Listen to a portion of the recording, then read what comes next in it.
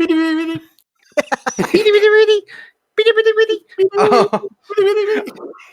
think that's going to be my intro, my cold open for this episode. Now is going to be that. I know what the beady beady.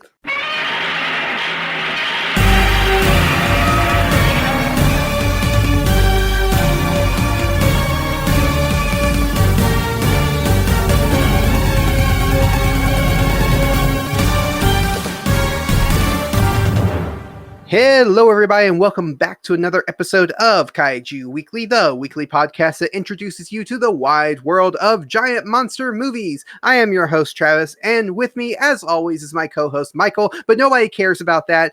With me also is a very special guest, Alex Cornett from Monsters vs. Men. Yep, I am special. That's what my mom always told me, at least. Yeah, but we'll see when she... Never mind. No, it's exactly what you're thinking. It's like when she said it, she didn't really mean special. She meant something different. Oh, you're so special. Yeah, very special. Bless your heart. You're so special. Yes. How are you doing, Michael? I feel really friggin' cheated right now. Is it because I just stole your spot?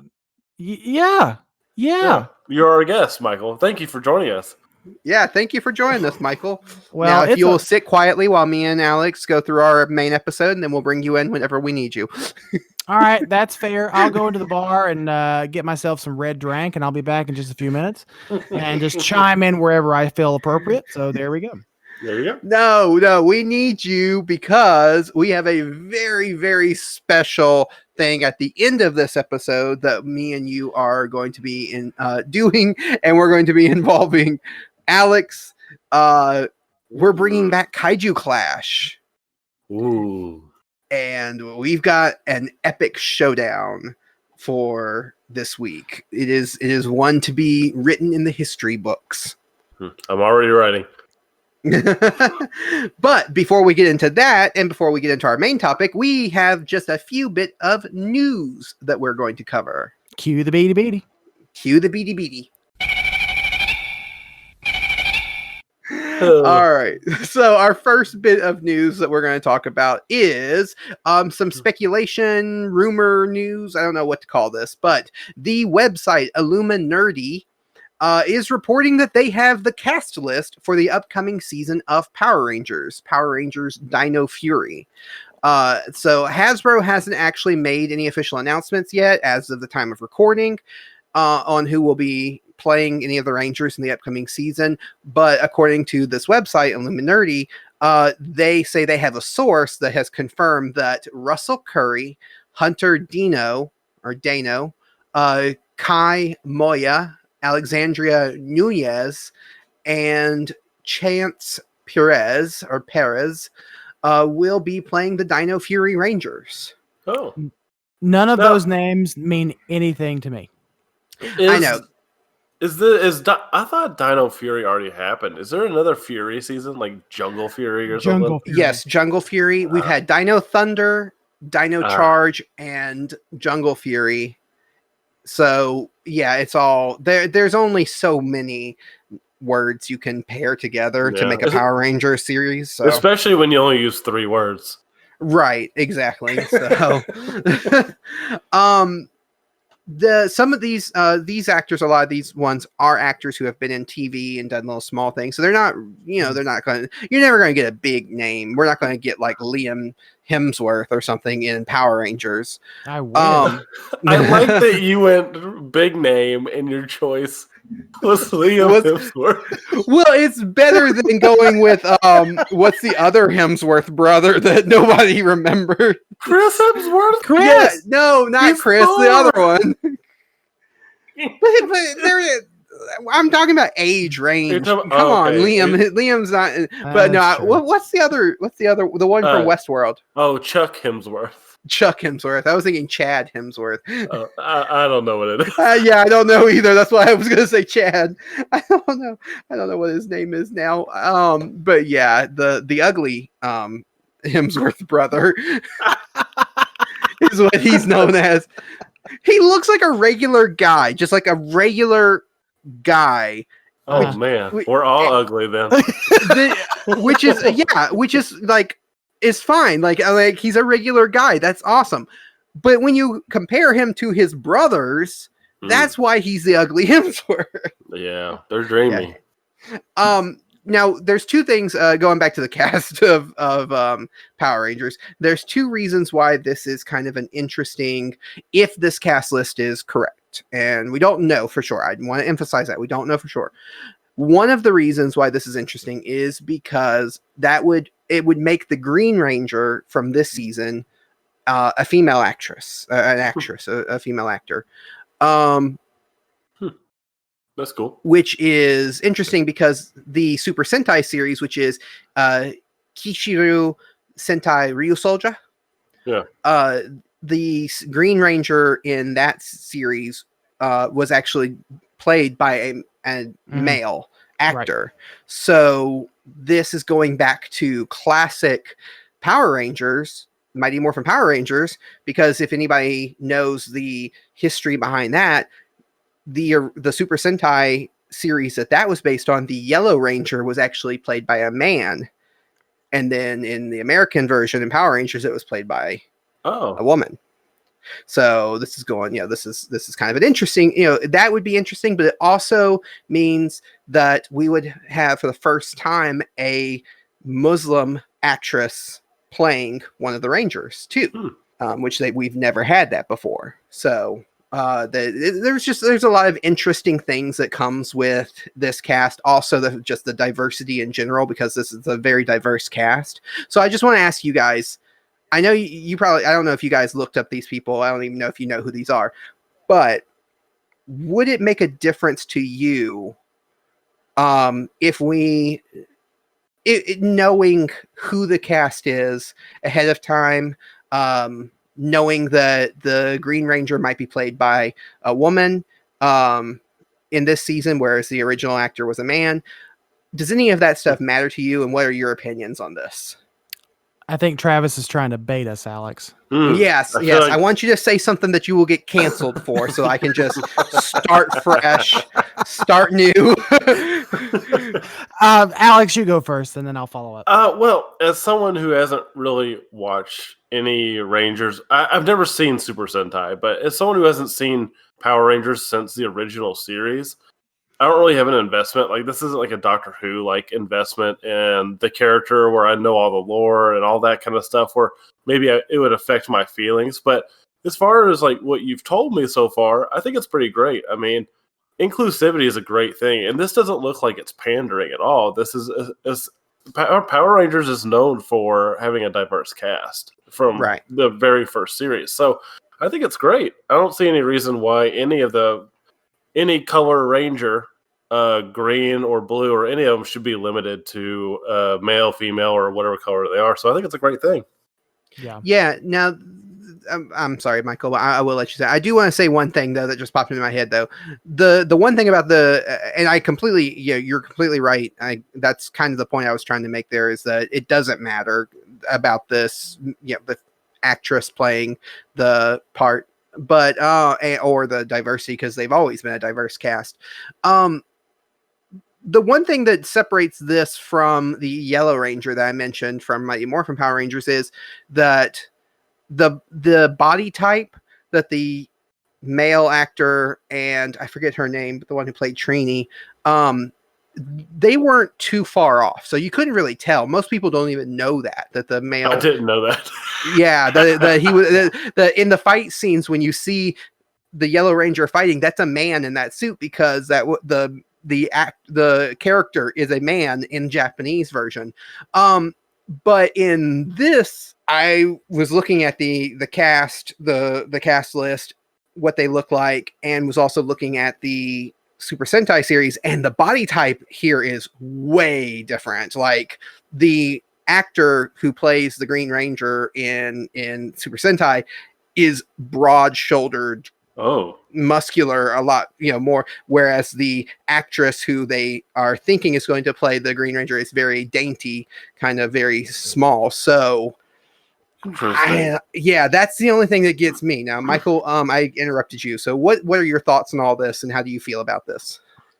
I mean, I honestly don't care either way, because like we've already talked about, Power Rangers has always had getting tongue tied. Words are hard.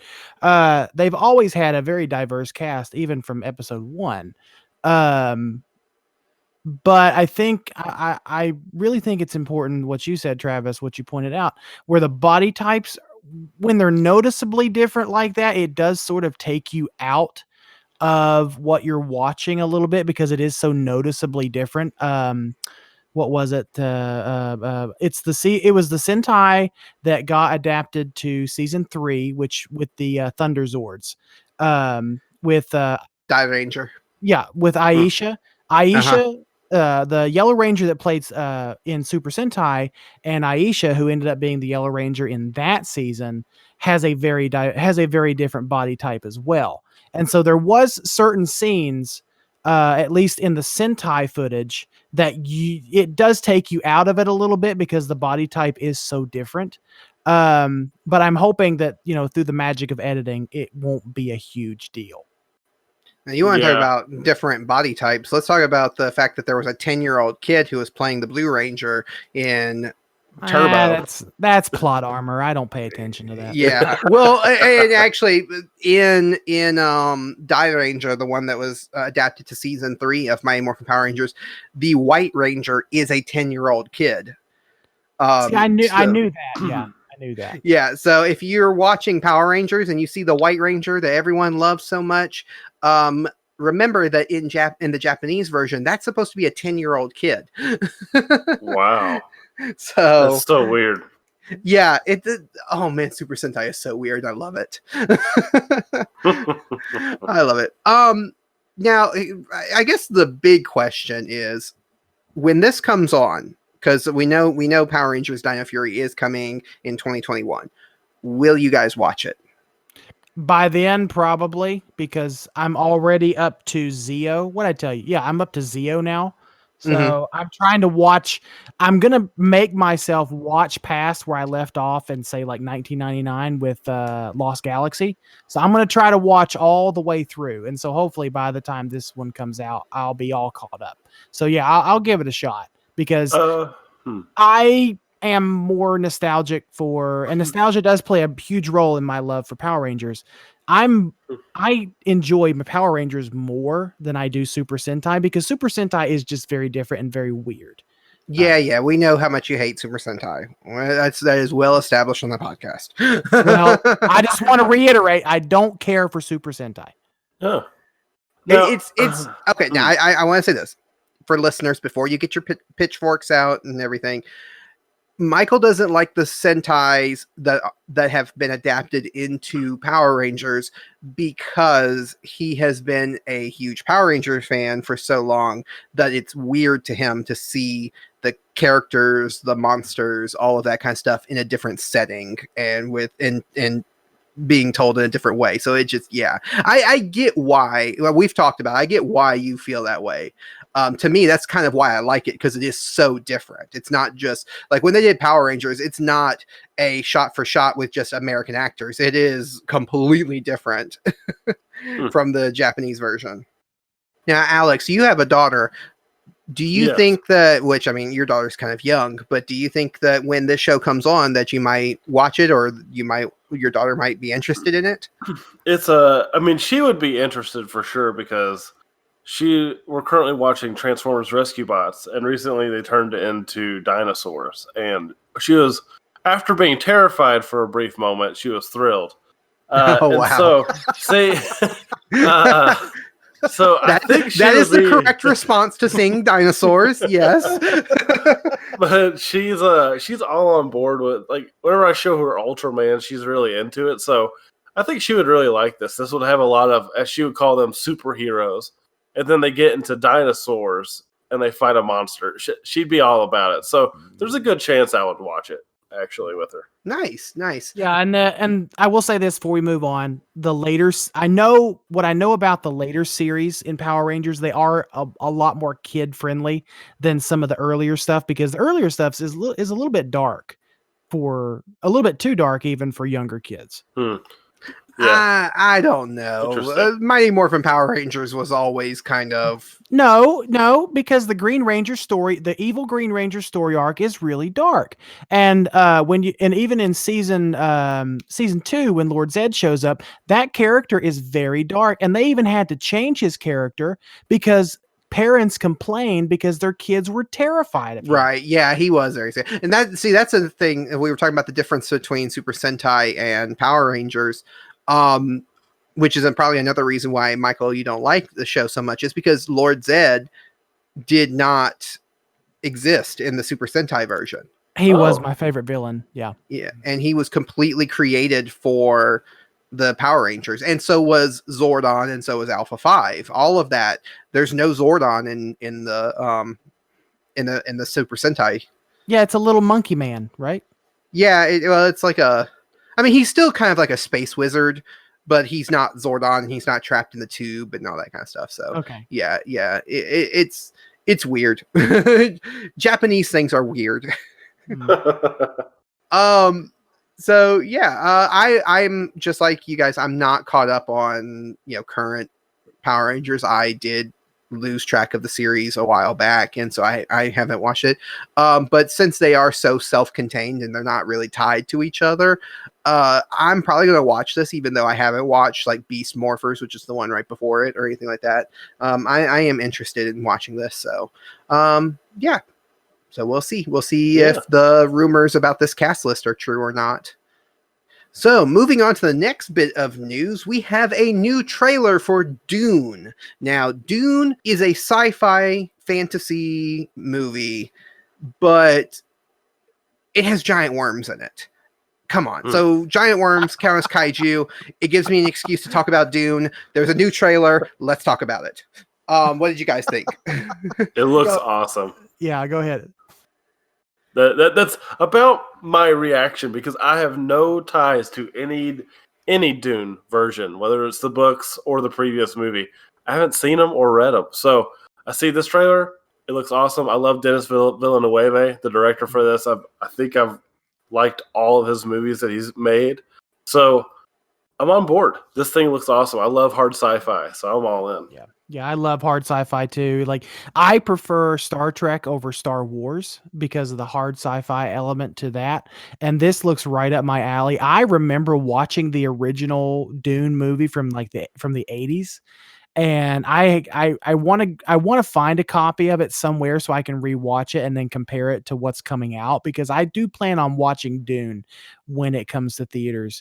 It looks super interesting. I hope that let me back up. I hope that it does the books justice, because I've heard the books are super good, and I want to start reading them because I've heard so many good things about them. But to me, the best part of that trailer is the remixing of the Dark Side of the Moon soundtrack with Brain Damage and Eclipse from Is Pink that Floyd. what that was? It was. Yeah. Which was kind of interesting that the reason I say this is sci-fi fantasy, because this to me feels more like a Star Wars than a Star Trek, even though I'm like Michael, I like Star Trek more, but because there is kind of this mythic side to Dune. There's kind of a more like mythical legends and stuff kind of side. So there is a little bit more Star Wars elements to it. I've heard Dune. I've heard Dune compared to Shakespeare, not Shakespeare. Macbeth. I've heard Shakespeare. I've heard that. I've heard that comparison made to Dune before. I don't know how accurate it is because I have not seen it in so long. Because right now I lost the time. Yeah, I watched the movie back in, not in the 80s, but the one from the 80s. I watched it. Now, I don't remember anything about it. Dune has always kind of been my blind spot when it comes to sci-fi. I love a lot of sci-fi stuff, but I'm just not, like, Dune has been that one that I'm just not very knowledgeable about. Yeah. But the trailer, like you guys said, looks amazing. The giant worms, of course, look amazing. And I just Denis Villeneuve, or however you say his name, is quickly becoming one of my favorite directors. Yes. I just love everything that he's doing. And it is just, I cannot wait to see it, just because I know, even if I'm not familiar with the material as the source material, I know he's going to do an excellent job. Yeah. I mean, he made the first good Blade Runner movie. Hey. I like Blade Runner. I like Blade Runner. I really like Blade Runner 2049 though. He did an excellent job with that movie. Yeah, he did. So, is there anything else we want to say about Dune? Or Denis Villeneuve, the director? I think I'm Dune. I like the dead silence. Thank you. I was never mind, forget it. We are Dune with this topic. This whole recording is doomed at this point. Anyway, Dune. it looks awesome. I really enjoyed the trailer. I'll probably go watch it in theaters if my theater decides to not be stupid and open back up here locally. Then yeah. Yeah, I'm looking forward to seeing it. The cast is really great too. I didn't even talk about the cast. I mean, you've got Zendaya and all them, Jason Momoa and all that good stuff. Yeah, and was it Oscar Isaacs or was it Jack Johnson? Because the two of them look so similar, I can never tell the two of them apart. It was one of those two. I think it was Oscar Isaacs. Okay, yeah, Oscar Isaac. Okay, okay. I can never tell. You know who Jack Johnson is, right? The singer. No, not Jack. Oh. Is it? What is the guy's name from? You're saying Jake Johnson. Jake, am I saying Jake? Oh, Jake Johnson. Yeah, Jack Johnson is a singer. He's an acoustic guitar.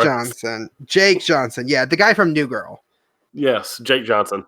Okay, Jake Johnson.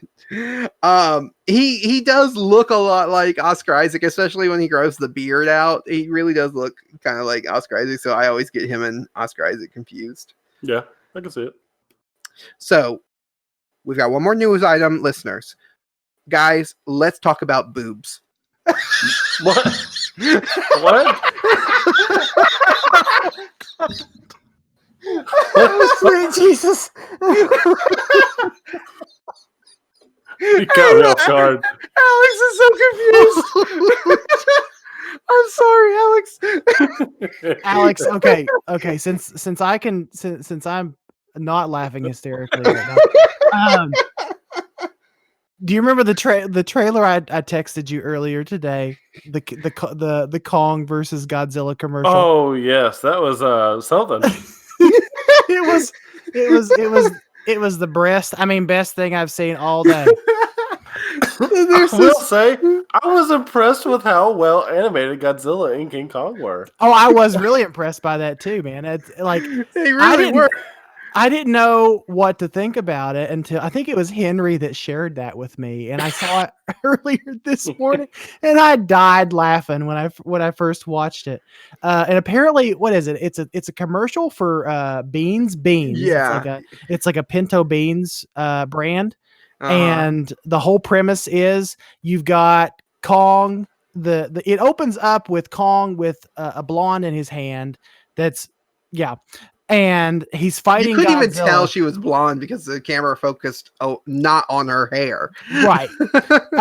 And he's fighting Godzilla, which, Alex, you're right. They both look surprisingly really good. It is basically Peter Jackson's Kong versus just a really 2014. It's MonsterVerse. It's kind of, but it's like a little more dinosaur-y almost, but it looks good. It does look good. Yeah. I was surprised. I would be satisfied if that was the legendary Godzilla. I think I would too, actually. 2020. Yeah. So look, listen, Warner Brothers, legendary, all of you guys, we are so desperate for anything Godzilla versus Kong related. that we are talking about a bean commercial With a fart joke. with a fart joke and gratuitous boob shots.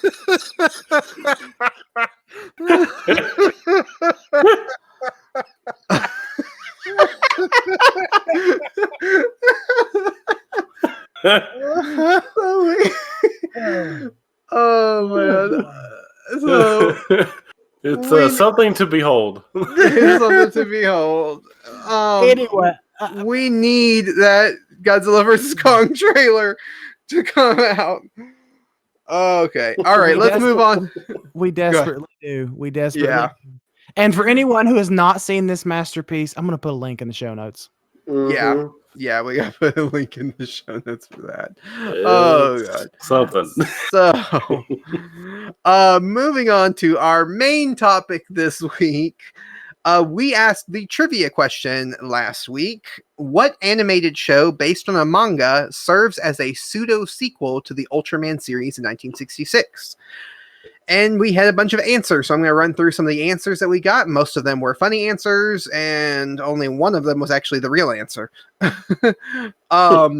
So first one we had was from Jimmy from NASA. He said Super Ultraman, which he said was supposed to sound like Super Mega Force, which is the Power Rangers, but it doesn't really sound like a parody. It just sounds like an Ultraman series. Yes. So Super Ultraman. Okay. The Giant Monster BS guys said Monsters University, which Alex, I don't know if you're aware of this, but we have an ongoing, I don't know if it's a running joke or some kind of cyber feud or maybe cyberbullying. I might classify as cyberbullying. No. Let's back up. We're not going to classify it as cyberbullying. We're going to call it a running gag. A running gag between the Giant Monster BS guys, because I made the comment that I felt like they had been sending us Monsters Inc. as an answer to our trivia questions for multiple weeks in a row. And so now they're just doing it all the time in more creative ways. But I stole their thunder this week because I actually commented on my own post and said that the answer to the trivia question was Monstazu Inku, which is the Japanese version of Monsters Inc. And then they came back with Monsters University. So touche, you guys. Elijah said Monsters versus Aliens, which is not a bad movie. Wait, yeah, that's what I'm thinking of. Yeah, that's the one. That's the one with the giant moth thing. Yes. And yeah. Kaiju Apostle David over at the Kaiju Apostle podcast said definitely Sailor Moon. Of course he did. Of course, yeah. Definitely. We know David loves his Sailor Moon. He's a huge Sailor Moon stan. Yeah. He's a Sailor Scout. He wears that outfit all the time, I think.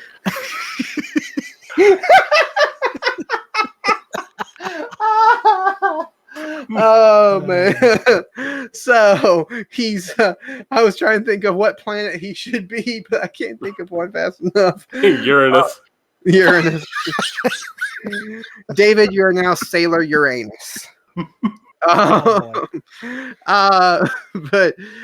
Danny Demana from the Godzilla novelization project answered, what is Attack on Titan?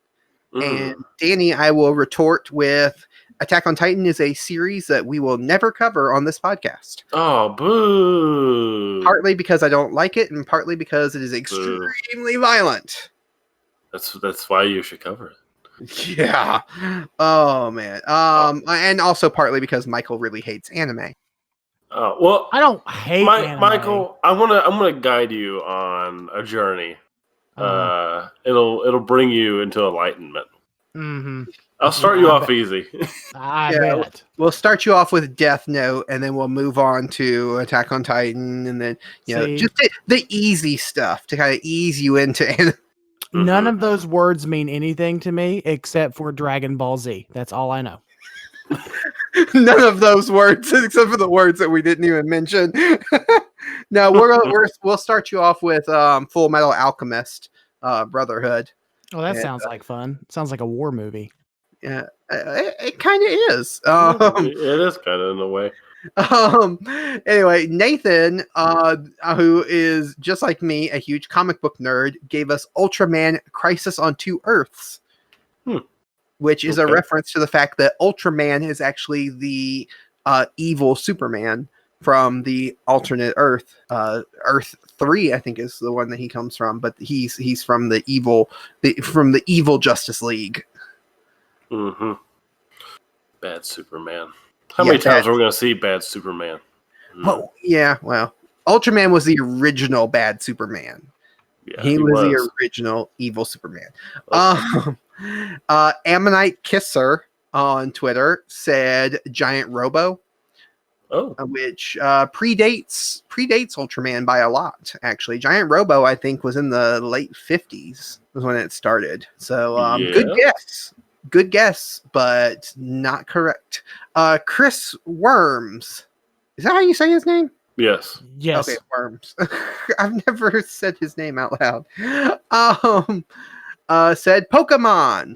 Gotta catch 'em all.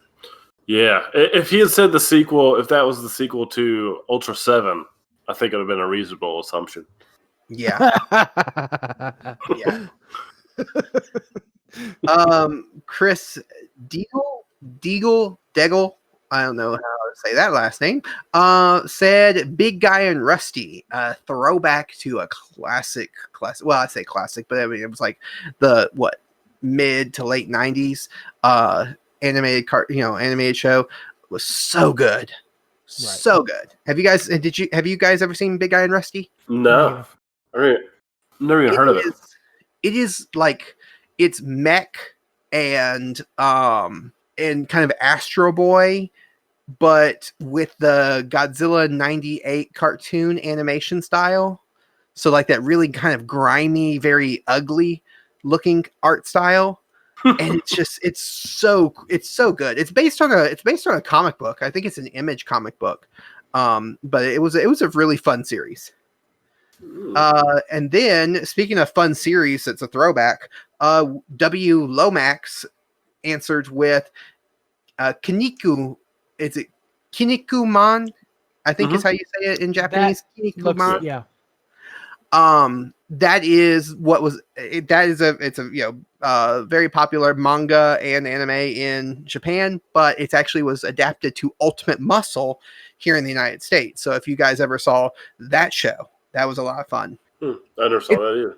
It's basically like wrestling, but aliens that also do wrestling, and they all have like finishing moves, and it's very, very heavily like inspired by Ultraman and things like that.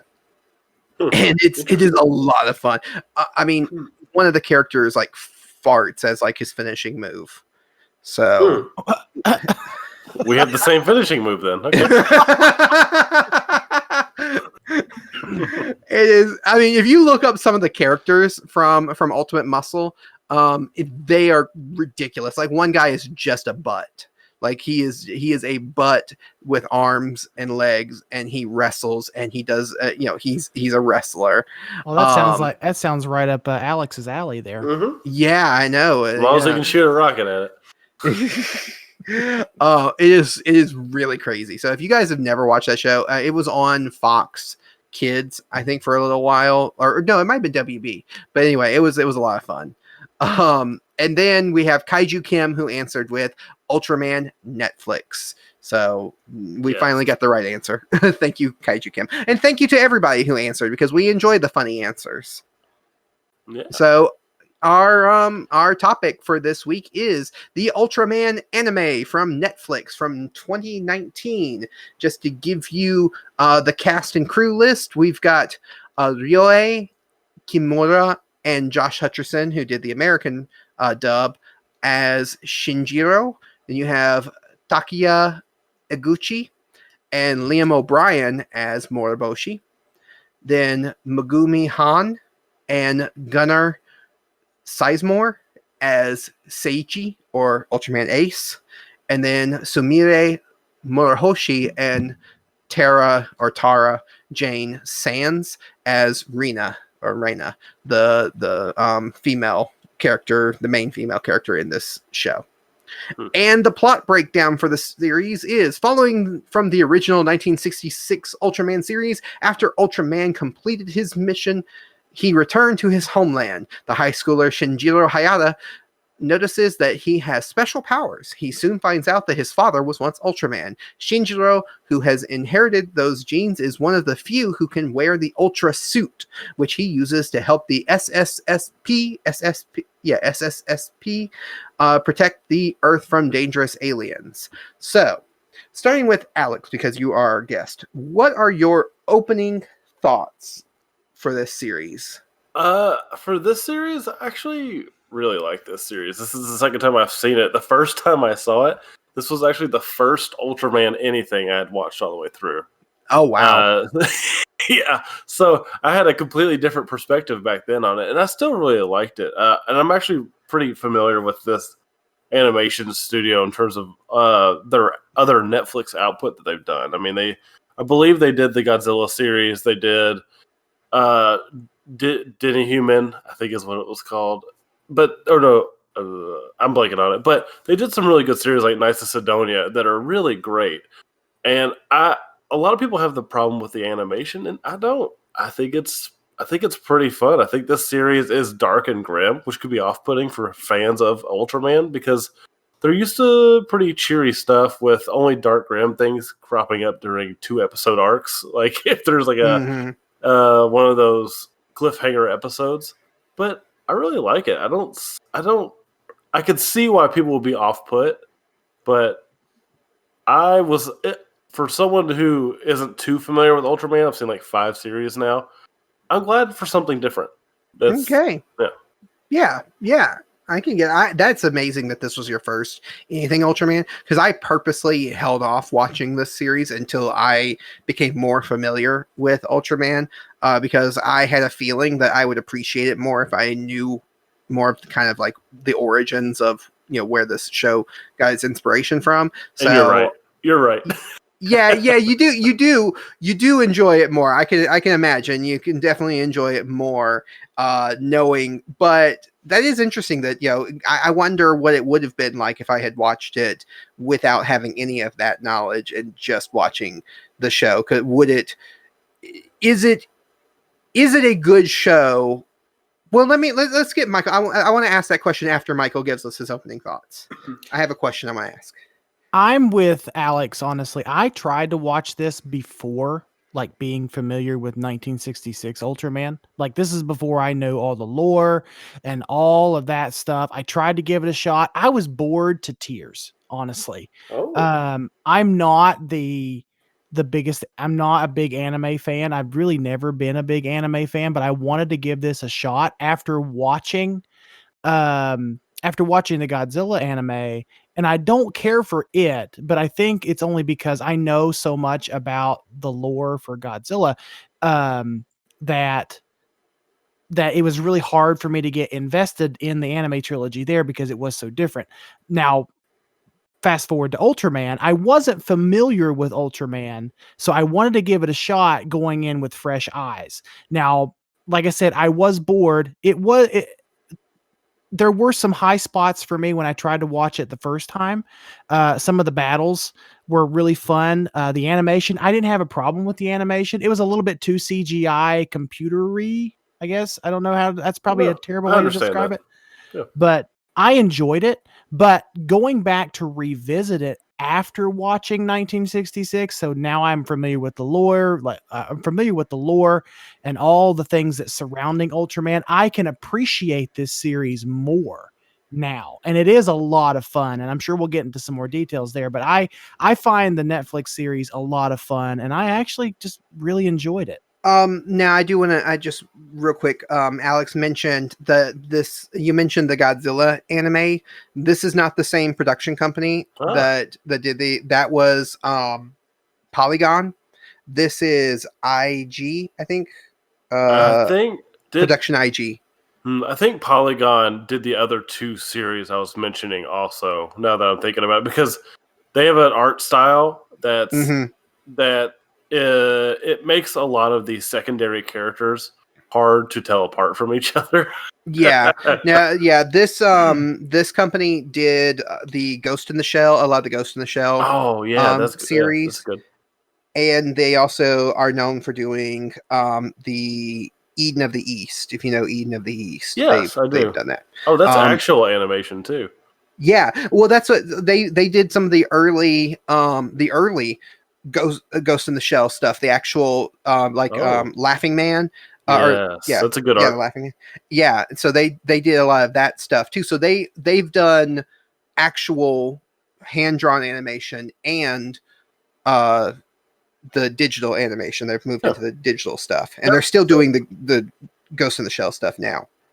Yeah, that makes sense. Art style wise, it is a departure from the other three, so that makes sense. But we have seen this kind of almost jittery when they're walking around 3D animation. That's a little Yeah, off-putting, but yeah. there It's are moments in particular, and we'll probably talk about that here in a minute, that it really excels.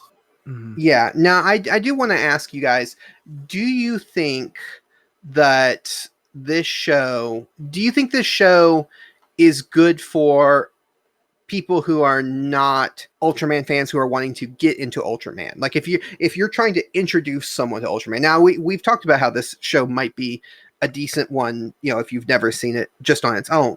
But if you want to introduce someone to Ultraman, are you like, hey, watch this? I'm gonna say yes. I'm gonna say Mhm. yes because it's extremely helpful, and it makes your experience a lot better if you understand and know some of the lore behind the original Ultraman. But it's not a necessity, I don't think, because the way this series is framed, I like. I'm not sure if this answers your question, Travis, but I in my thoughts on this series is I like how they took some of like the mythology of Ultraman, but made it more grounded, in technology other than fantasy, if that makes sense. Yes. Um, and And go go ahead. ahead. Oh, I was just I gonna was gonna. say. I was Okay. sorry. I was just gonna say that I don't necessarily think that you have to be familiar with the lore and familiar with Ultraman to enjoy it, because there is a lot here to enjoy it. Now, don't let my first initial reaction to the series when I watched it before watching the actual Ultraman series, the first one, steer you away, because like I said, I'm not the biggest anime fan. So I'm going in there viewing this with a little bit of a Well, bias anyway. I guess my question isn't necessarily, is this good on its own without having the pre knowledge. We kind of answered that already because we talked about how Alex, you know, you watched it, Michael, you watched it without having that pre knowledge of Ultraman. My question is this a good jumping off point for Ultraman? Is this like a good introduction to what Ultraman Oh. is? That's what I'm asking. Uh, And I think those are two different things, because I think this is a good, for me, I'll just tell my opinion and then I'll let you guys go. For me, this is a good series on its own, but this is not a good introduction to what Ultraman is, because like Alex said, when you watch Ultraman, it is nothing like what this series is. Right. The Ultraman series are absolutely completely different in tone and in style than what this series is. So I think if you're trying to introduce someone to Ultraman, this is not the route to go. But do I think it's worth watching? Yeah, I still think it's worth watching. yeah, but there's enough in the first couple of episodes, though, because there's enough intrigue in those first couple of episodes with a little bit of the lore stuff mixed in to get you interested in watching the original Ultraman, because it goes into Shin Hayata and him not being able to remember his journey as Ultraman and his struggle there, and then having to pass the torch to his son. So there's enough intrigue in those first few episodes to get someone interested enough to go back and watch the original series, I think. I think you could get someone to go back and watch any of the series with this, but the problem is would they like it? Because you see these fight scenes in this, and they are like beautifully choreographed. They're awesome. The music is pounding, and some of the music is good in Ultraman, but I would say, especially the older series, there is almost zero choreography, and Right. the battles are kind of dull comparatively. Okay. And that's Yeah. fair. I think, see, that's the thing. I think that if that's the problem I have with the series, and we'll get into specific likes and dislikes, but my main problem with the series is if you are someone who really enjoyed this series and you've never watched any Ultraman, then you're going to be hugely disappointed with what comes with Ultraman because it's nothing like this. And if you're someone who didn't like this series, who was put off by it, then you're never going to give you're going to miss out on all the things that Ultraman is, because Ultraman is completely different, but you're not going to give it a shot. So I just feel like this is it's almost like it's so different to its own detriment to me. Maybe that's just me. That's just my opinion. No, it's a really fair way to look at it. I think there's a lot of valid points to that. I'm just trying to look at it to where I'm just trying to look at it from the perspective of someone who's probably already invested in this genre anyway, who probably knows what tokusatsu is. If they know what anime is, they probably know what tokusatsu is. So they would probably want to go back and see the origin story of how, Hayata first became Ultraman. I don't think that this series is going to stop somebody from going back to view that original series from 66. Yeah, and there are different. I mean, you go back to that 66 series, and there's so much charm and other things to kind of drag you along. It might, this could be the boot to get you in the door. Now, is someone that's like, I don't know, 14, 15, going to go watch this, really like it, and then go watch 66 and be like, oh, I'm into this? Well, okay, so probably not, because 14-year-old me would not go watch 1966 Ultraman. No. Yeah. Although 14-year-old me would go watch Godzilla. So I mean, but it's true. It's a good point. I don't know. I really don't know. No, I wanted to talk a little bit about that, because I feel like this being available on Netflix means that it's reaching a wider audience than just your people who are familiar with Ultraman, or at least familiar with tokusatsu. This is reaching, and being anime, it's reaching fans who are not necessarily into tokusatsu. So I wanted to ask that question and see what you guys thought. On this podcast, we like to do positive or positivity sandwiches, where we do a lot of our likes and a lot of our positives, then we do the negatives, then we finish on our positives. So what are some positive things? What are some things that you guys liked about the series? Let's start with Alex. I like that, this is like a pseudo sequel to the original series, but I like that when we are thrown into this world, it feels like one that's like existed before, and it's going to exist after the series is over. I really like that. Like, I like that there's all these mysteries and things that we're just like witnessing a very small part of. Like characters like Jack or even Dan, we don't know anything about them, and I like the mystery behind them, because I know we're going to learn more about them, and it's definitely a thread that's going to pull me along in the series. Like it's just all these mysteries. Like there's some of the mysteries are, I'll say, for some of my dislikes, but I also really like how the Ultraman are done. They are awesome looking.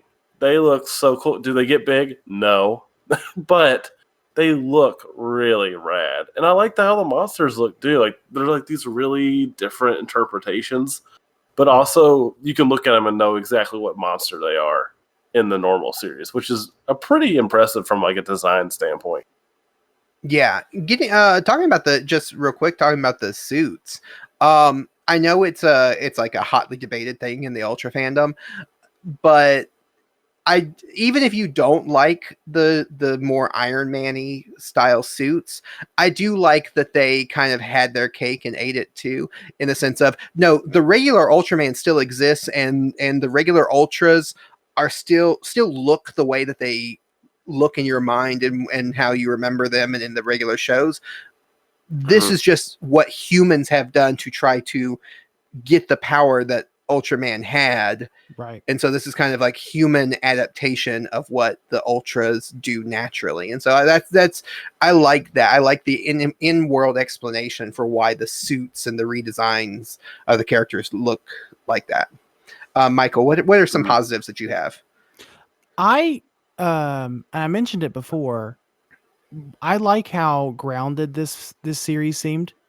Like it's more grounded in it takes what I liked about it mostly was it takes some of the lore that we grew to really like about 1966 and grounded it more in technology.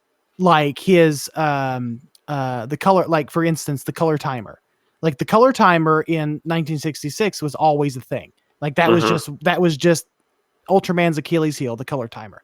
In the Netflix series, it only comes about when they need to give the suit more power. And so to do so, they have to give him a warning, say, okay, so we're going to unlock the power of your suit, but you can only have that power for 3 minutes. And I thought that was a really clever way to introduce that aspect of the lore in an updated way for this series.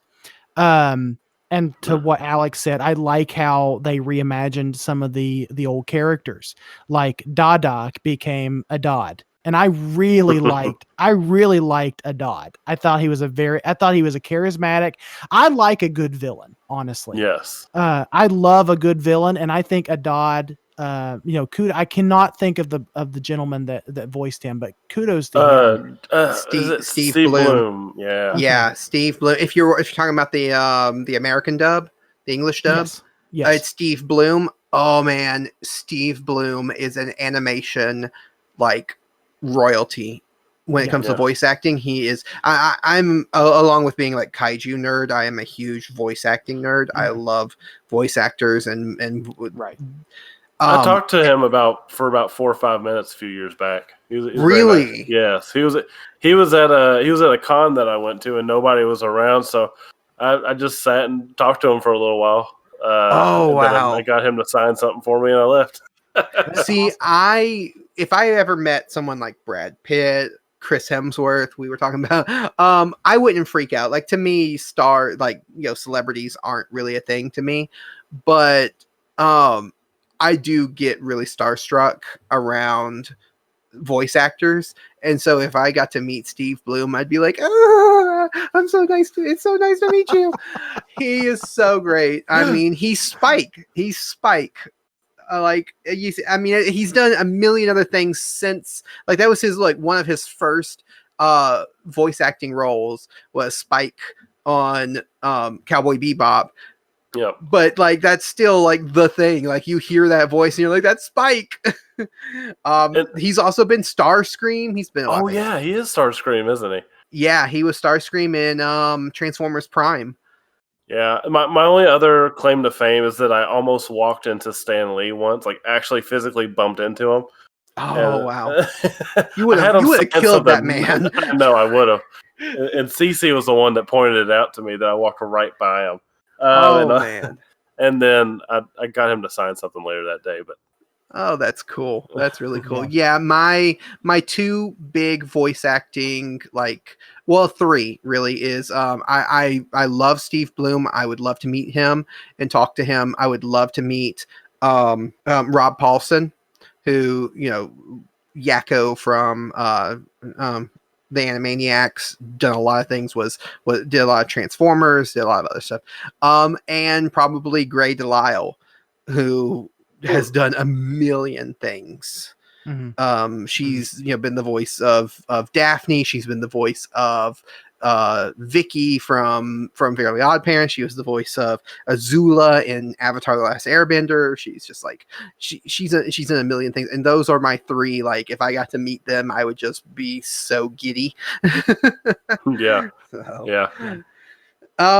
But yeah, I go ahead, Michael. Sorry. I was just gonna say, to finish my thought there, I enjoyed just the reimagining of some of these characters. Like I like we talked about Adad, we talked about what's Pigmon. The reimagining of Pigmon was really Mhm. fun and depressing at the same time, which It was lends to very Yes. depressing.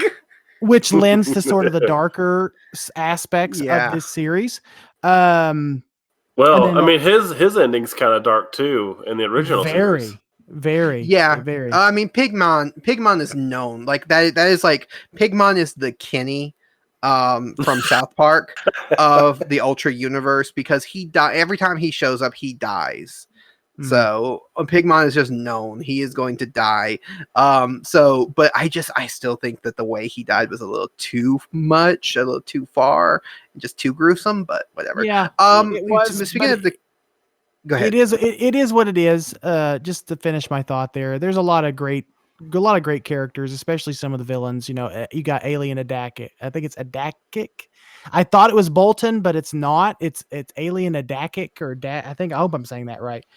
And then you've got Ace Killer, and of course Bemular, who I thought was Belial, but come to find out it was actually Bemular. Bemular. Yeah. Yes. Very Yeah, cool. because well, in this version, Bemular is not the Godzilla-like monster. He's a cyber-suited Ultraman type, monster, or well, not monster. Unless he's lying. He could be lying about his name, so I'll be interested to see Yeah. if that's something we learn later. Yeah. Go ahead, Michael. I know we interrupted you. No, it's fine. I was just going to ask you both, and whoever wants to answer first. Do you think in season 2 we're gonna get the big reveal that Bemular was actually the first Ultraman or the first Ultra? I think so. Oh. I mean, a spoiler for the show, even though it is speculation, but I have a feeling, I haven't read it, but I think they've already done that reveal in the manga because the manga is still going. Like is it? going. I thought it was done. Oh. No, as far as I know, they're still going because one just came out like 6 months ago Oh, or cool. something like that. And so, yeah, it's still going. And I think they've already revealed that in the manga, but I may be wrong. But as far as like, will they reveal it next season? I don't think they will reveal it so quickly because I think they're playing the long game with this. I think they're planning like 4 or 5 seasons of this show. So who knows? But I definitely think that you're right on the money with that he could be the original Ultraman. Very interesting. So they're sort of playing it both ways. They've got Bemular, who called himself the first enemy.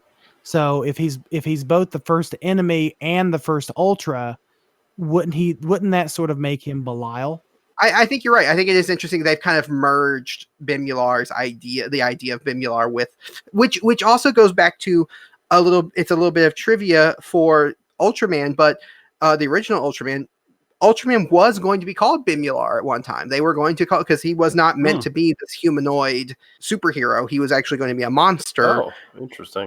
With a bird beak, and that bird monster was supposed to be called Bemular, and then they changed it to Red Man, and they made it more humanoid, and then they changed it to Ultraman after that. Huh. So it is kind of a little bit.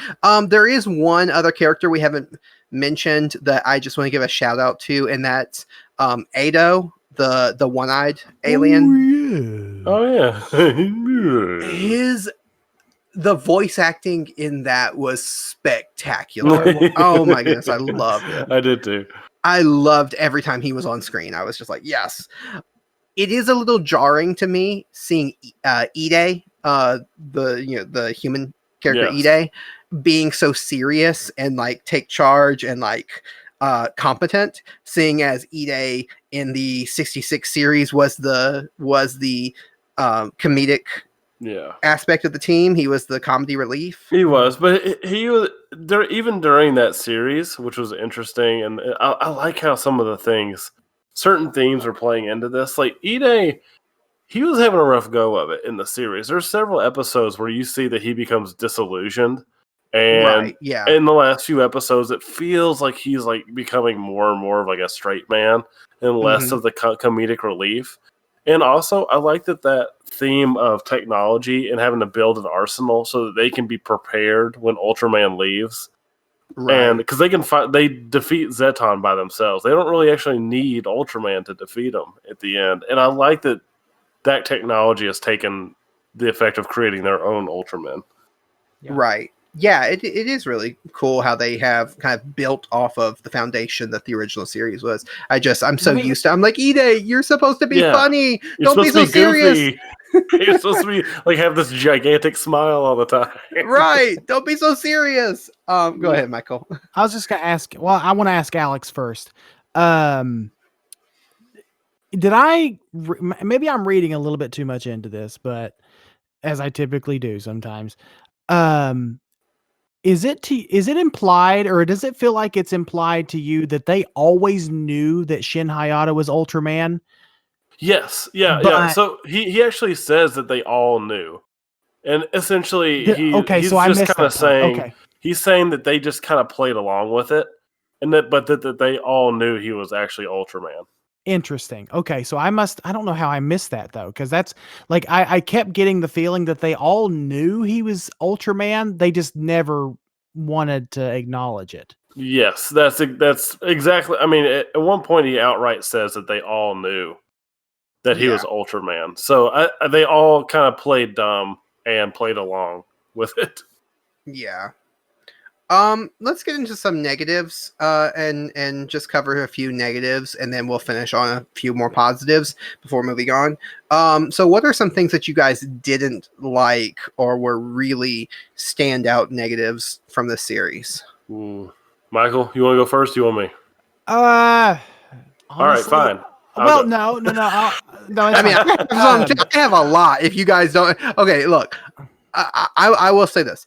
The tone of this, while I do appreciate that they were going for a darker tone than the original series and pretty much everything that is Ultraman, they could not find a good balance, because there were times where it gets so stinking dark, but then they'll do some kind of like funny bit, and you don't know if you're supposed to laugh or not, because you're like, an example of that is that jumps to my mind, and I wrote down when I was taking my notes, is in the scene where Reina is there at the museum, and Shinjiro is talking to her, and then he gets this like sixth sense type thing that Dan is watching him, and then you get this like mental, and I don't know if Dan is communicating to him telepathically or if it's just inside of Dan's head that he's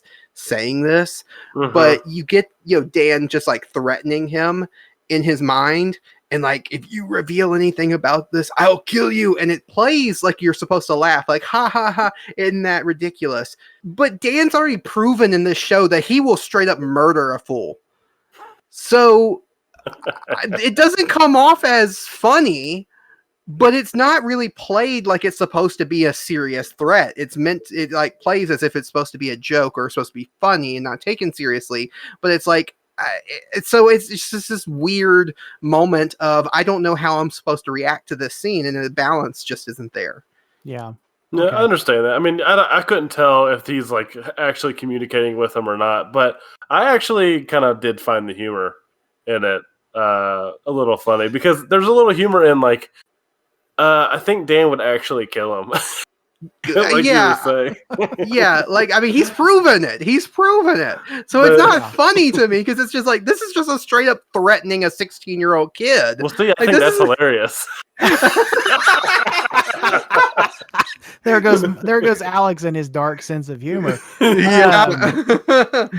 rockets and murdering children. That is Alex's He's sense of humor. He is Ultraman. Let's That's Keep true. it in Well, mind. yeah. I mean, he's 16. He's not really a kid, but If still. everyone else in the show can try to murder him, why not Dan?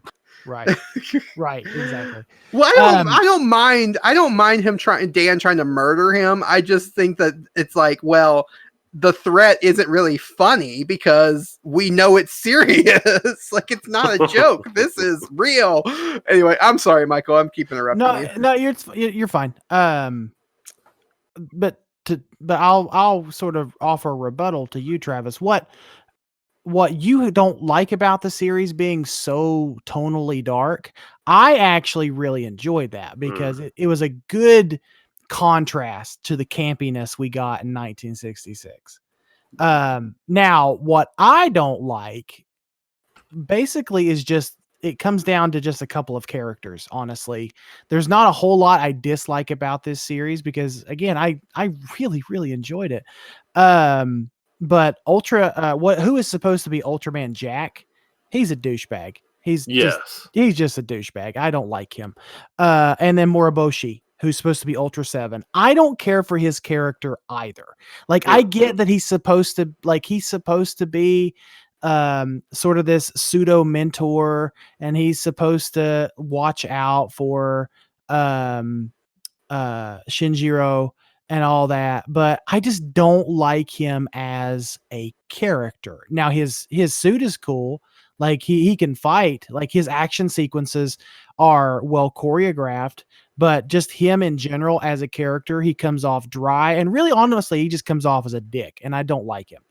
Right. Yeah, and I think you're supposed to not like him. I mean, that's kind of the point of his character is he is such a, jerk towards Shinjiro, and I think you're supposed to see his growth and his change, but yeah, I really really really hate his smug guts. I just don't. Yeah, I just don't. Now I don't mind the darker tone of this series. I will say this.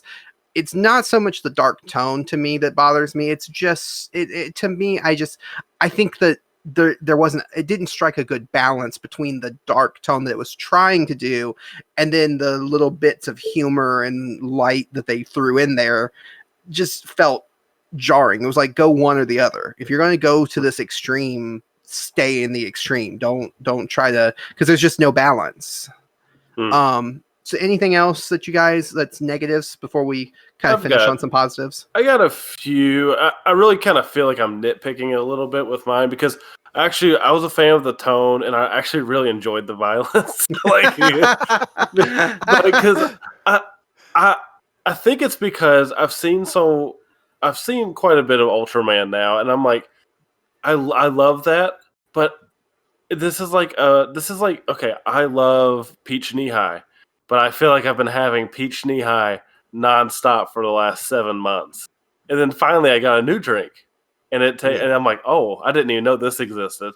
And I'm glad to find out that Peach Knee High is actually a drink because I had no idea what that was. Oh, sure. It's incredible. Give it a shot. You'll never go back. It is really good, actually, yes. But I really just enjoyed having a change of pace because I still got the Ultraman that I love. So if I can have a varied Ultraman tones, like I've mentioned before, if I could just have an Ultraman comedy where the whole season is just a comedy, I'm all about it. Give that to me, please. But the things that I am missing out on is, like you all said, Dan and Jack. But actually, I don't know if I would say I like Dan and Jack, but the mystery behind them, I'm really intrigued by. I just wish we had gotten a little taste of that maybe sooner. So we could be maybe a little more invested in like why Dan hates everybody. Because there's probably a really good story behind that.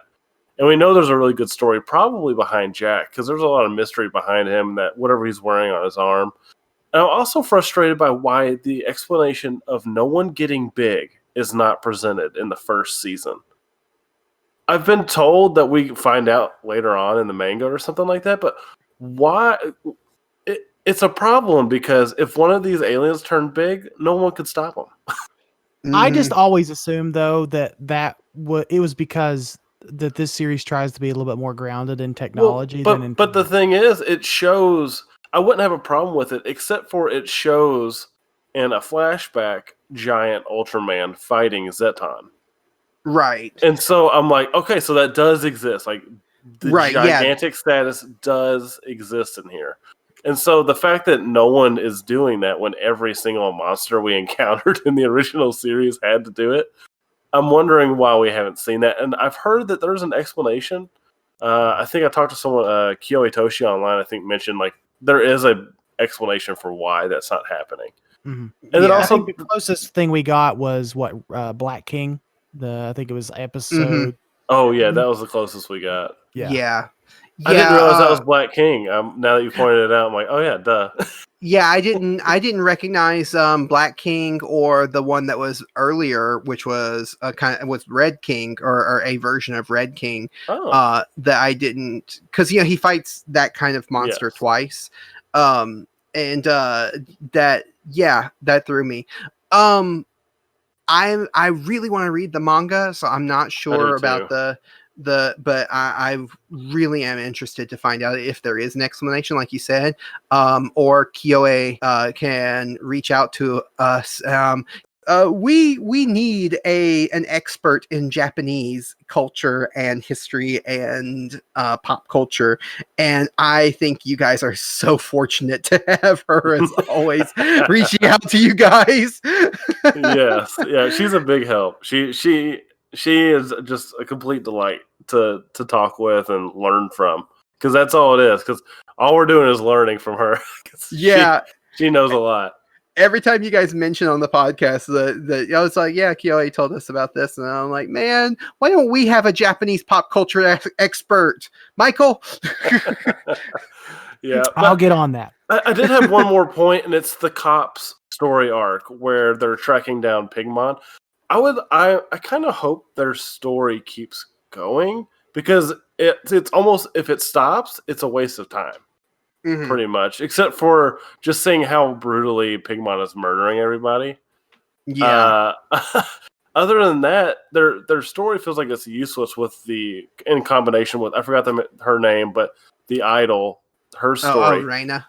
I want to see where it goes. I like that she has a bit of an arc, but I feel like those cops, I feel like they were like on the verge of discovering the SSSP and then like just joining the force pretty much, and then we're just kind of left in the wind with them. So I kind of hope they get back in somewhere. Mm-hmm. Yeah. To finish on a few positives, now one thing I do want to say, we mentioned it earlier, the animation. The animation, I do agree, when they're normally just like walking or chatting with each other, it's so weird. But the fight scenes are so beautifully animated. Yes. And the reason for that is because they actually had real life people fighting, like stunt actors fighting and wearing the motion capture suits. So they actually mocapped the fight scenes. So the fight scenes seem very fluid and work very well, especially during the Ace Killer fight.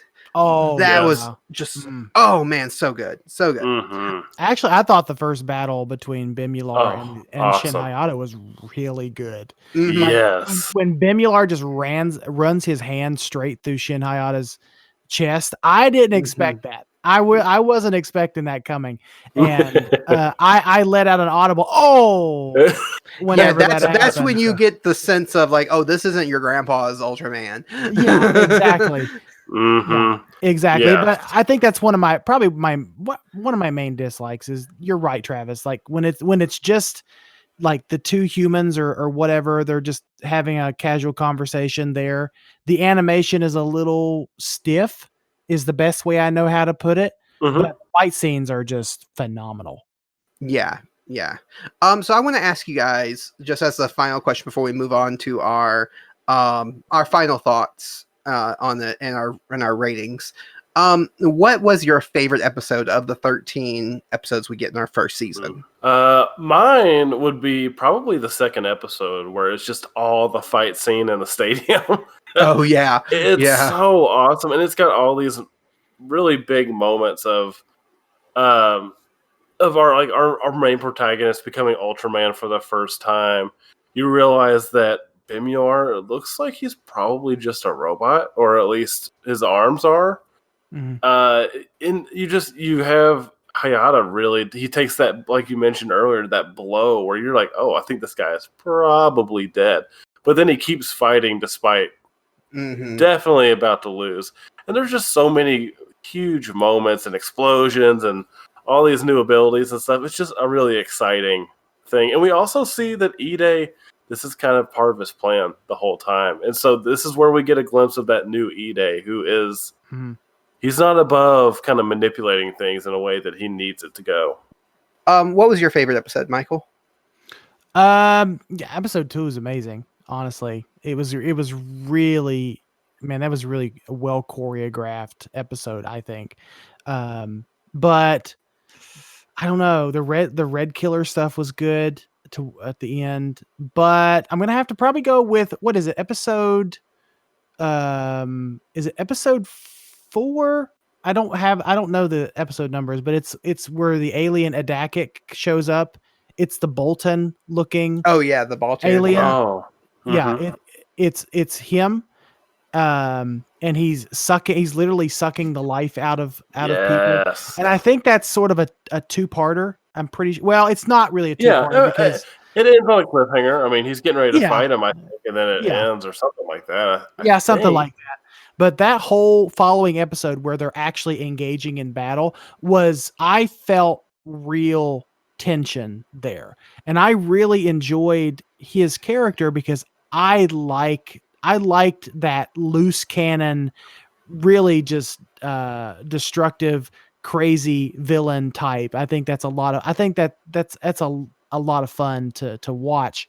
And I like that episode because that's the episode where the suit gets its limiter released, and so we get sort of that lore tie-in with the color timer, and you get that. Oh, okay, you get that sort of that little jump in your spirit a little bit. You're like, oh yeah, they're doing the color timer thing here, and then I love the way that the whole episode was choreographed. I loved the story there. I loved all the tension, and the antagonist in that one was just a lot of fun. So I'll probably have to go with that one.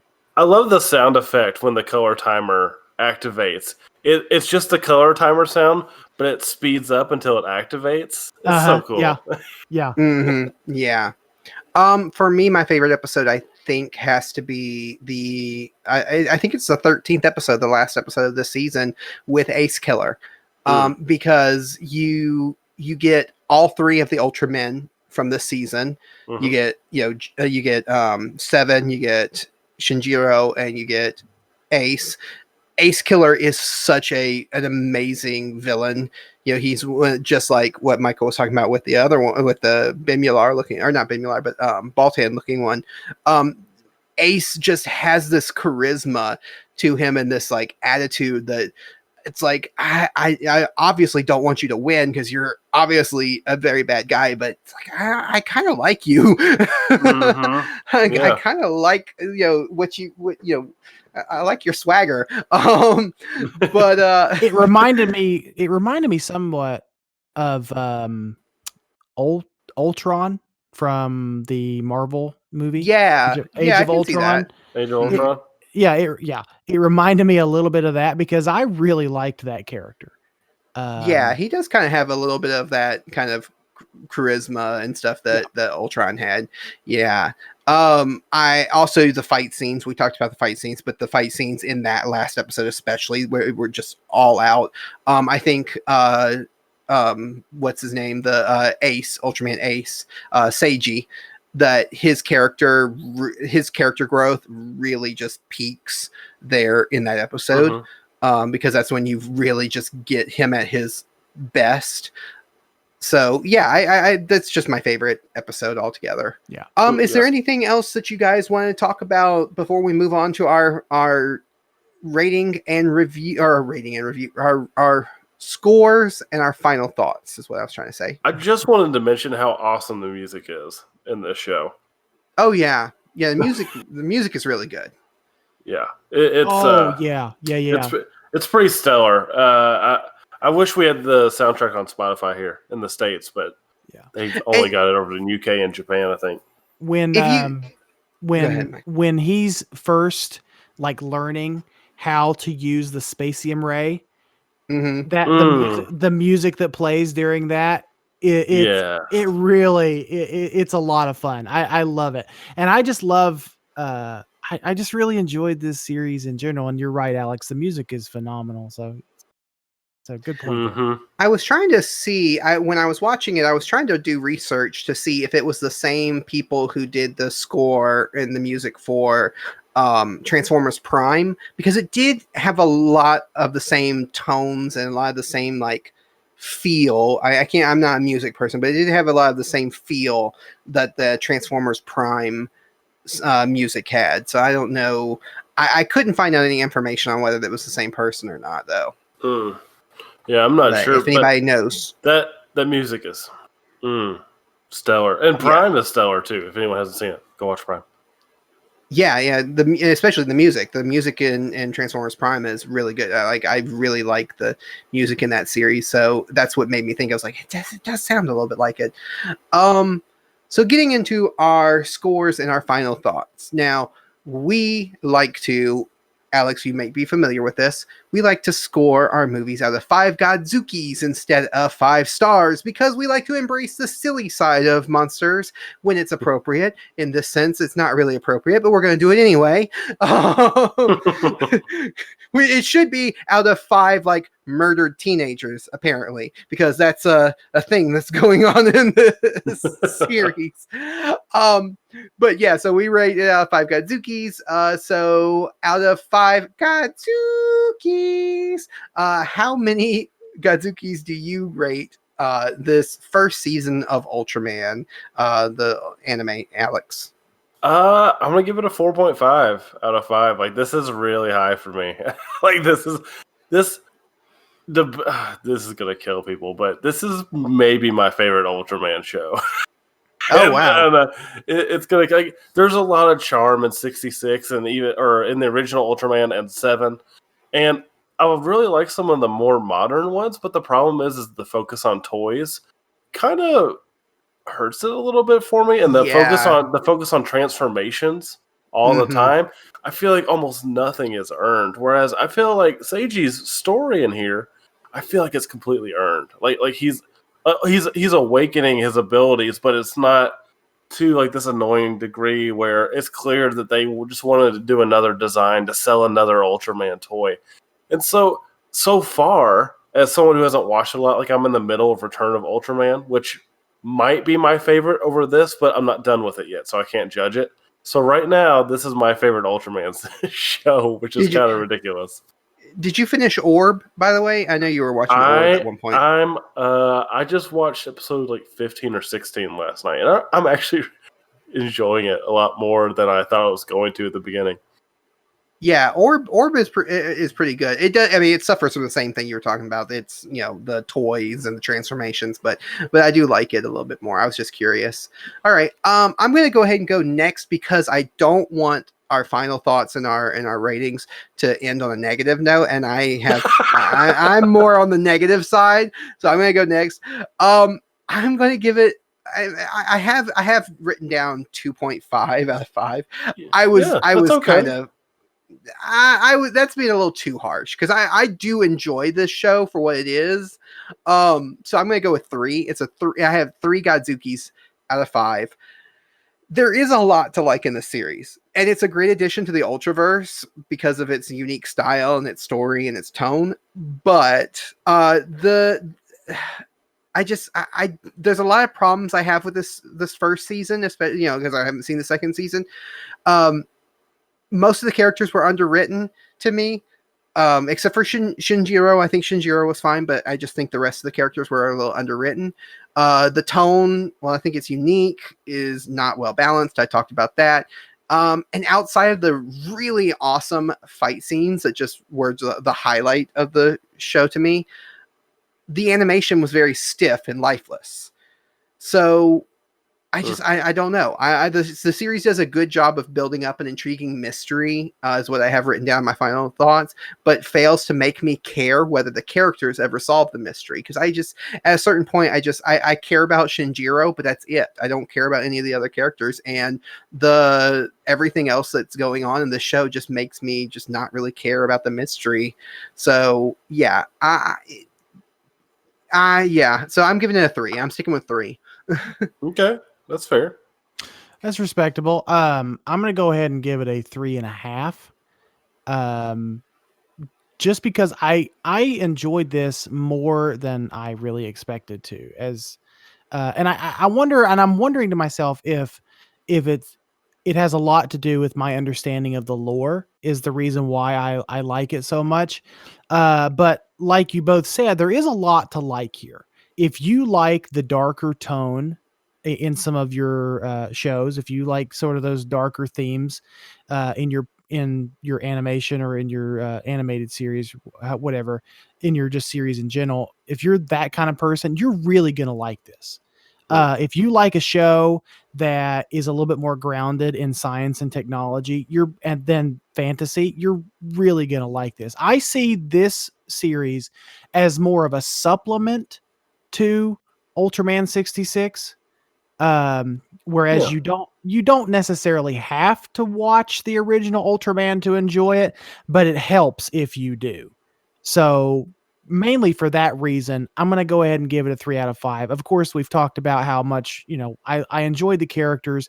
I enjoyed the story arcs. Yes, the animation is very stiff and, like Travis said, lifeless, but I can excuse some of that because that's just sort of what you get with a very CGI heavy animation, I feel like. Now I could be wrong, because we do live in a world where Pixar exists, but that's a whole other ball game, I feel like.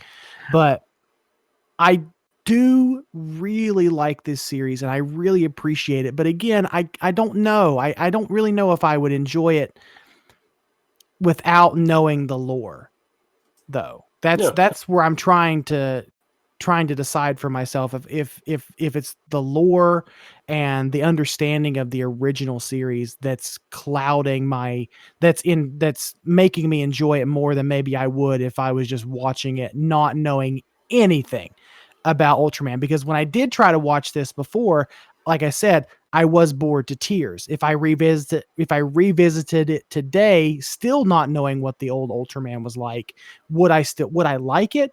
Or would I just still be bored to tears? I don't know. So I'm going to go ahead and sort of play it safe and give it a 3.5 out of 5. It's good. It's a good supplement. I enjoyed it. It's a lot of fun.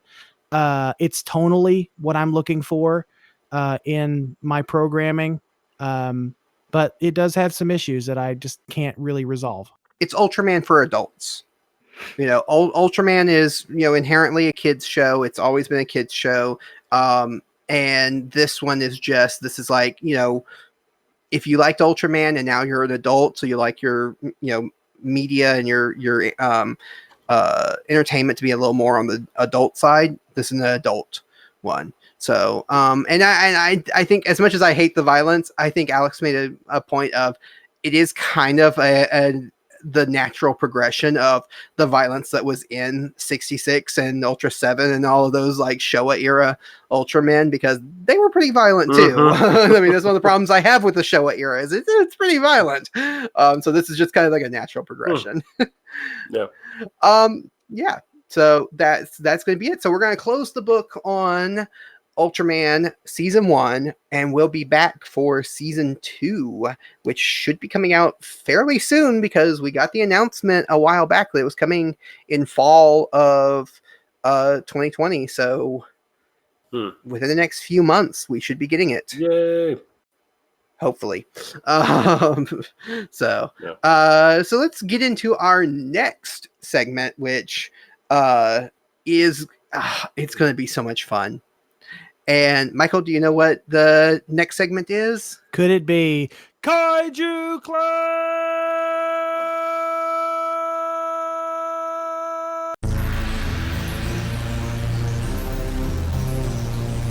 Kaiju Clash!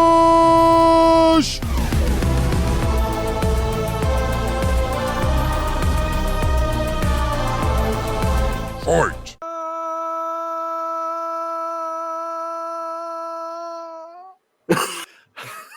Yes, it is. I ran out of air. Oh God! Can you guys tell I'm tired? Okay. So, following the now, I don't know if Michael actually messaged you and let you know this, Alex. But I have something I want to ask you to do. Okay. Oh Jesus! I want you to introduce us like we are wrestlers entering the ring for a match. Okay. Okay. Jesus. All right. So, starting with Michael first, because losers go first. Well, Wait, I was getting ready to introduce, but then I almost did it like a boxing match. Well, boxing, wrestling, either one, whatever you want to do.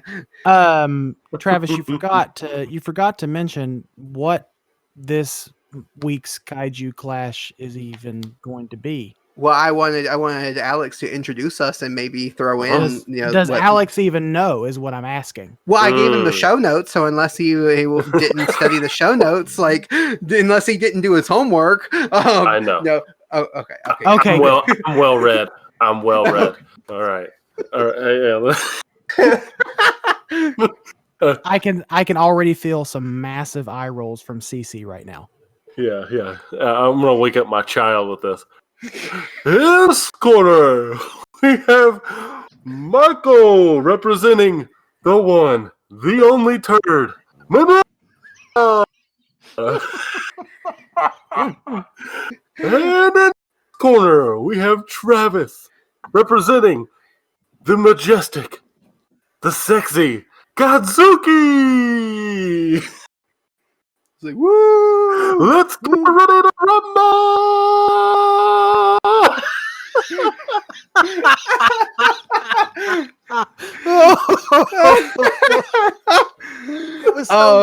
It was so loud. I think the audio even cut out. Yeah, it did. The sound buffer, the sound cancellation on here cut out. So that's great. I'm leaving it like that because that was even better.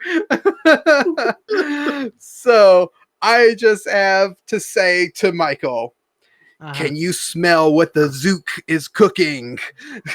Smells like beans to me. All right, so yes, we've got Manila versus Godzuki. And so, like our rule that we established for no reason other than I was lazy, the loser of the last Kaiju Clash goes first. And Michael, do you want to remind everyone just exactly who it was that lost the last one? I don't even remember what the last Kaiju Clash was, man. I don't even either. I know you lost. That's all I know.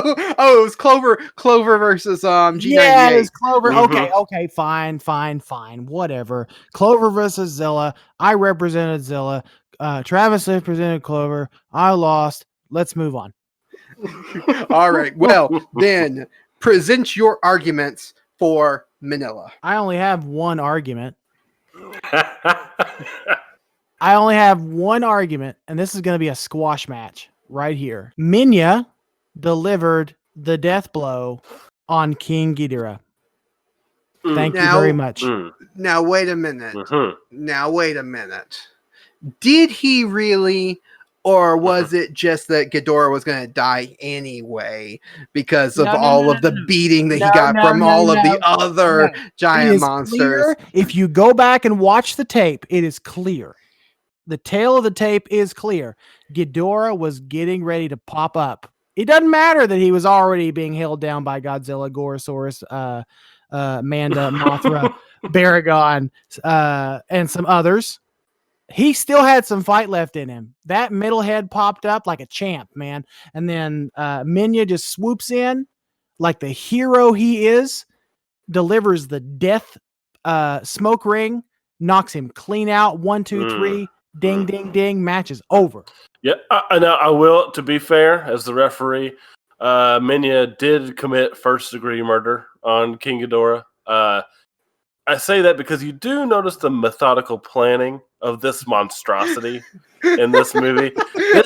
This is a predator that lies in wait. All right. All right. Now That's ignoring his haunting visage, by the way. now I will say this though. Okay, so my argument for Godzuki. Godzuki is smaller than Manila. And while that may seem like a detriment, it's actually a positive. It's actually helpful in a fight because Manila is huge. And yes, he has taken on bigger monsters. Sometimes has gotten the upper hand. Most of the time got his butt handed to him. His really ugly butt handed to him. But with Godzuki, he's small, he's maneuverable, he can avoid those smoke rings like nobody's business. And we've also seen in the Godzilla Hanna-Barbera series that he is very intelligent, much more intelligent than Manila, because Godzuki not only can speak to a certain degree, but he also understands complex ideas and the weird science mumbo jumbo that all of these human characters are throwing. And he's like, yeah, I understand it. Completely understand everything that's going on. He's also older. So he's more experienced. He knows what he's doing. He's not a newborn. Manila's a newborn in Son of Godzilla. Interesting. Now, you do make a good point regarding the intelligence, because our interpretation of intelligence with Manila depends on the movie. Some movies, he speaks plain English. That was in a kid's imagination. We're not counting All Monsters Attack. That's not really Manila. Okay. I just didn't know, since these are all fictional characters, if fictional characters inside fictional characters count. We're not inceptioning this. We are not inceptioning Manila. All right. Manila-ception. So tiny but smart versus someone who's committed murder.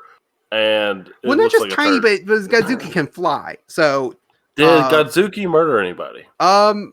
I think he has in the show. I'm pretty sure. I have to go back and rewatch it, but I'm pretty sure. All right, start watching and get back to us. I think you're incorrect, because we sat and watched that entire season 1. I don't remember Godzuki murdering anybody.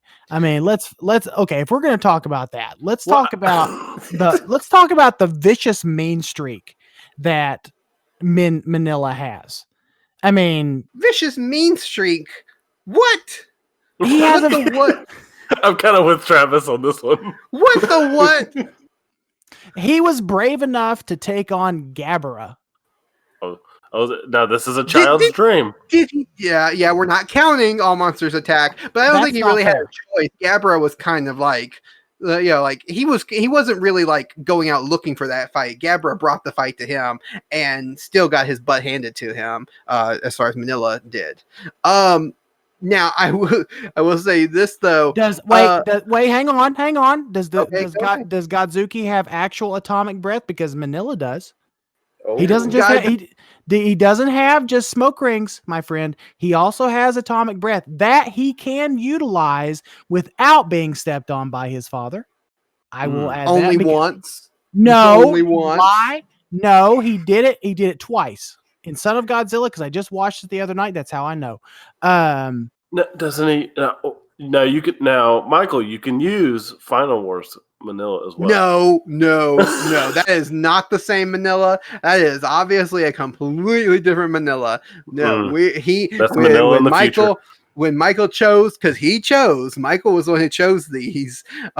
He chose the Manila that he picked, and that is the one you are stuck with. You cannot pick.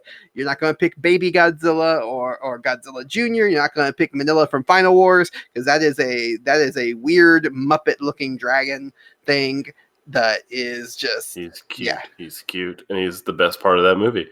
No argument here. Yeah, because I don't like. Okay, that's fair. I didn't know about this. No, but to answer your question, I do think that Godzuki can shoot fire. I don't think it's ever shown in the show, but we know that Godzuki. We know that Godzuki is the same species as Godzilla, and Godzilla shoots fire, so Godzuki can shoot fire. If it's not in the show, it doesn't count. It has to be shown on screen for it to count. that we're not retconning this thing. We're not doing that. We're basing it solely on what we see on screen, what we can prove with our own eyeballs. All right. I think that's fair. If Michael can't use Dream Manila, you can't use your Dream Manila or your Dream Godzuki. Okay. I was getting ready to say if Matt drew fire on Godzuki for Godzuki in your drawing he did for you, that's not real Godzuki. That's an imaginary. Actually, Godzuki. it's just smoke rings. Oh, well, okay. The picture of Godzuki that Matt Frank drew for me because I'm weird and I asked Matt Frank, one of the greatest kaiju artists, to draw Godzuki. Okay. Well. Okay. Let's give your final points, Michael. And then we'll leave it up to the audience to choose, our listeners to choose. Bring it up, Mike. Minya's more powerful. I mean, and Minya's god tier at this point. I mean, it's straight facts. Minya is god tier. Okay, Travis. I don't know if that makes any sense at all, but there you go. Well, it's up to the audience to decide if it makes any sense. Godzuki is smarter. He's more maneuverable. He can fly. Also, he has heart. The Godzuki runs into battles constantly. He is always looking for a fight. He is wanting to fight. And the only reason he doesn't get into more fights is because the humans always pull him back and keep him from getting into the fights. Or Godzilla says, no, don't, you can't do it. So he has heart and he has bravery. He is like Rocky. He is going to keep going and he is not going to give up. What good is heart if you're being choked to death by atomic smoke rings, though? Yeah, but okay. How many times has Manila run away from the fights and stuff and run to Godzilla to take out? Strategic positioning in battle, sir. Strategic mind. Interesting. Strategic mind. I don't know the strategic about Manila. He just gets his butt handed to him every time. Okay. Okay. We're gonna argue all day long. But we need to give it up to the listeners. Listeners, if you want to vote and tell us who you think would win in a fight, Godzuki or Manila, or as like I called them, what did I call them in my message to you, Michael? I called it Dwayne the Zook Johnson, and Stone Cold, Stone Cold Min Yostin. Godzilla says, "I just whooped your candy ass, don't you know?" Okay. Anyway, you can vote on the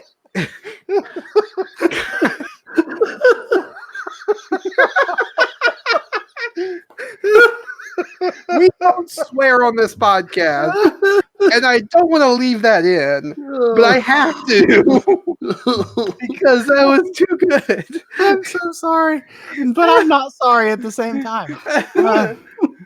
Well, I'm sorry, listeners, that you had to hear such filth because Michael cannot make a good point and doesn't feel confident in his fighter that he has to resort to such filth.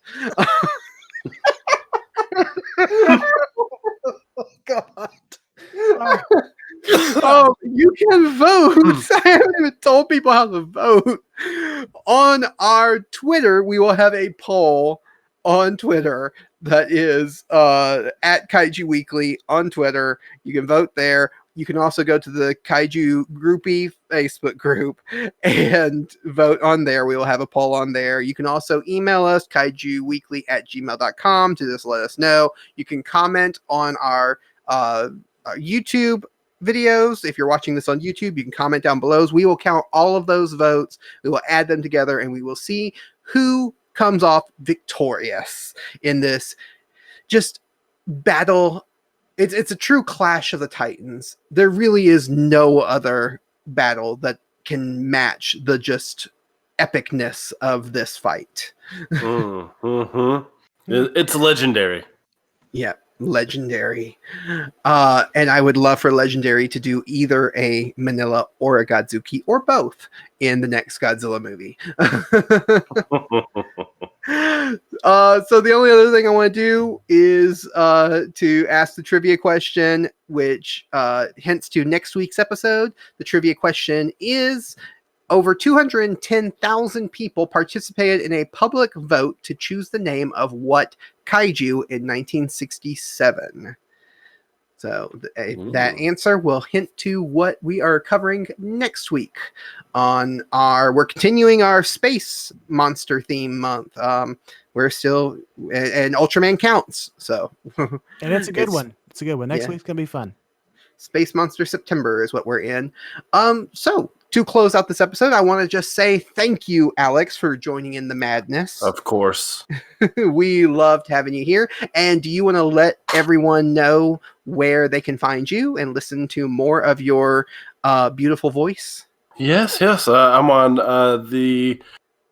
Monsters vs. Men with Eric, and we've been going through a bunch of the Gamera films lately. We just wrapped it. We're in the process of wrapping it up. Then we're going to move on to some other Toho films. We're still trying to figure out which ones we're going to do. And then I'm also on a podcast called The 13th Floor with my wife and our friend. We talk about just weird things, from cryptids to abandoned cities to anything strange.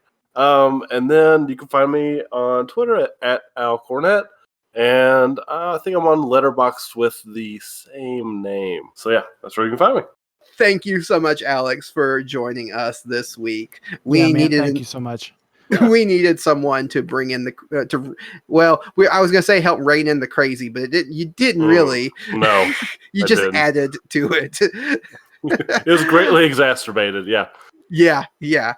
So I just want to say thank you to everyone for listening to all the craziness and sharing this podcast with your friends. We really appreciate that. If you want to follow us on Twitter, we are at Kaiju Weekly and at Kaiju Groupie Pod. All the links to our social media, so our Instagram, our what else we have? The Facebook group, the us on Letterboxd, all of that is down in the description below, as well as the Kaiju Groupie Facebook group. If you want to send questions, comments, or answers to trivia questions to our email, you can do that, kaijuweekly@gmail.com. We also want to say a big thank you to Alex, Shijir, and Thorax for supporting us on Patreon. You can also support the podcast at patreon.com/kaijuweeklypod. And Alex, I don't know if you're caught up on our episodes, but there's a goal that we have, and I haven't actually put it on the Patreon, but it is a goal that's in my heart. Then how will I know? because we've been talking about it for a month now. There is a goal that I have been trying to reach, and we need all of the support we can get on Patreon to reach that goal. I know what this is. Of me finally getting to see the goo. I must see the goo. Oh man. Michael, you have something else you want to say? You may not be able to help Travis see the goo, but you, dear listener, can help out the podcast by doing one simple task, and that is heading on over to Apple Podcasts and leaving us a 5-star review. Go ahead and comment and criticize us all you want in your description, but please make it 5 stars worth. And what that's going to do is that's going to help put this podcast in front of every other kaiju and tokusatsu fan just like you. It's going to help us grow the show and hopefully propel us to bigger and greater things for the broadcast. So if you do that, we'd really appreciate it. And if you do that, we will also read your feedback on a future episode. Yep, you guys can do that. So to close out this episode, I'm going to say help control the Manila population. Have your Godzukis spayed or neutered. Godzuki. See, I didn't even include that in the argument that Manila does not have his own theme song. Too late. The match was over. It doesn't count. Godzuki has his own theme song. Manila doesn't. Bye, guys.